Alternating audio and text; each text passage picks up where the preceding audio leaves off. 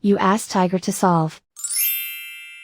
This deals with linear equations with one unknown. The final result is x equals 8/11. Let's solve it step by step. Simplify the expression. Expand the parentheses. Simplify the arithmetic. Expand the parentheses. Multiply the coefficients. Simplify the arithmetic. Group like terms.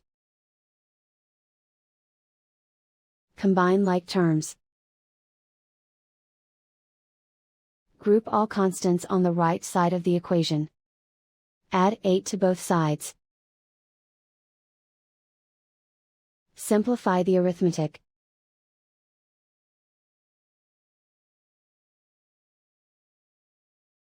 Isolate the x. Divide both sides by 11. Simplify the fraction.